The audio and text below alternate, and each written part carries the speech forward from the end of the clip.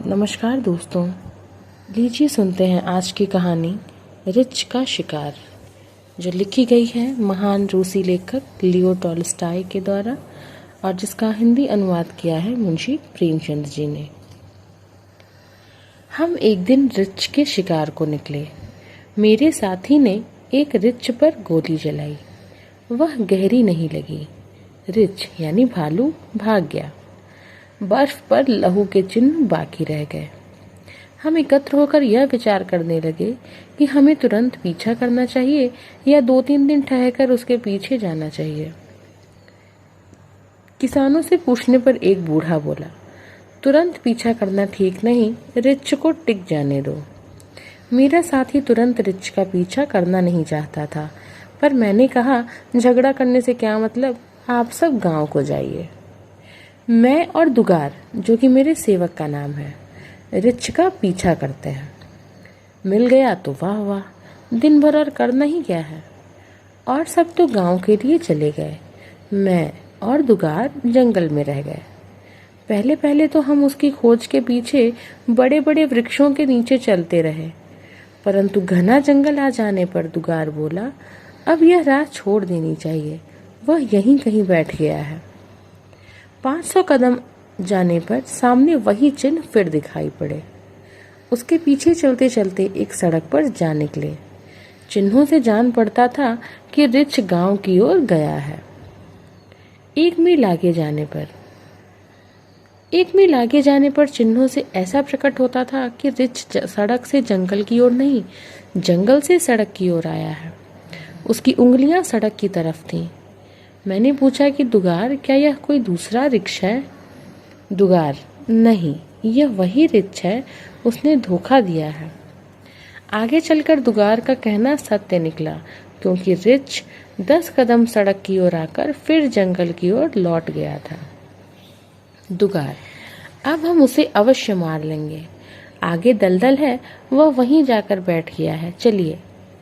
2 मील चलकर हम झील के उस पार पहुंच गए। दुगार, देखो, सुनसान झाड़ी पर चिड़िया बोल रही है। रिच वहीं है। चिड़िया रिच की महक पा गई हैं। हम वहां से हटकर आधा मील चले होंगे कि फिर रिच का खूर दिखाई दिया। संध्या हो चली थी। हम जूते उतारकर धरती पर बैठ गए और भोजन करने लगे। दुगार ने बर्फ ठीक करके उस पर कुछ झाड़ियां बिछाकर मेरे लिए बिछौना तैयार कर दिया। मैं ऐसा बेसुध सोया कि इसका ध्यान ही न रहा कि कहाँ हूँ। जाग कर देखता हूँ कि एक बड़ा भारी दीवान खाना बना हुआ है। मैं चकित हो गया, परंतु तुरंत मुझे याद आया कि यह तो जंगल है, यहाँ दीवान खाना कहाँ। असल में श्वेत खंभे तो बर्फ से ढके हुए वृक्ष थे। रंगदार दीपक, उनकी पत्तियों में से चमकते हुए तारे थे। अचानक हमें किसी जानवर के दौड़ने की आहट मिली। हम समझे कि रिच है, परंतु पास जाने पर मालूम हुआ कि जंगली खरहा है। जब हम गांव पहुंचे तो मेरा साथी सो गया था। मैंने उसे जगाकर सारा वृत्तांत सुनाया और जमींदार से अगले दिन के लिए शिकारी एकत्र करने को कहा। मैंने देखा कि मेरा साथी वस्त्र पहने तैयार है और अपनी बंदूक ठीक कर रहा है। मैं, दुगार कहाँ है? साथी, उसे गए देर हुई। वह कल के निशान पर शिकारियों को इकट्ठा करने गया है। हम गांव के बाहर निकले। धुंध की वजह से सूर्य दिखाई नहीं दे रहा था। 2 मील चलकर धुआं दिखाई पड़ा। समीप जाकर देखा तो शिकारी आलू भून रहे हैं और आपस में बातें कर रहे हैं। दुगार भी वहीं था। हमारे पहुंचने पर वे सब उठ खड़े हुए। रिच को घेरने के लिए दुगार उन सबको लेकर जंगल की ओर चल दिया। हम भी उसके पीछे हो लिए। आधा मील चलने पर दुगार ने कहा कि अब कहीं बैठ जाना उचित है। मैंने अपनी दोनों बंदूकों को भली भांति देखकर सोचा कि कहाँ खड़ा होना चाहिए। 3 कदम पीछे हटकर एक ऊंचा वृक्ष था। अचानक जंगल में से दुगार का शब्द सुनाई दिया, वह उठा, वह उठा। उस पर सब शिकारी बोल उठे। सारा जंगल गूंज पड़ा। मैं घात में था कि रिच दिखाई पड़ा और मैंने तुरंत गोली छोड़ी, परंतु खाली गई और रिच भाग गया।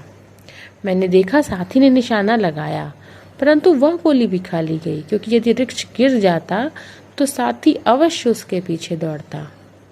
फिर देखता हूँ कि रिछ डरा हुआ अंधाधुंध भागा मेरी ओर आ रहा है।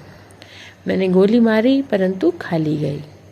मैं दूसरी बंदूक उठाना ही चाहता था कि उसने झपट कर मुझे दबा लिया और लगा मेरा मुंह नोचने।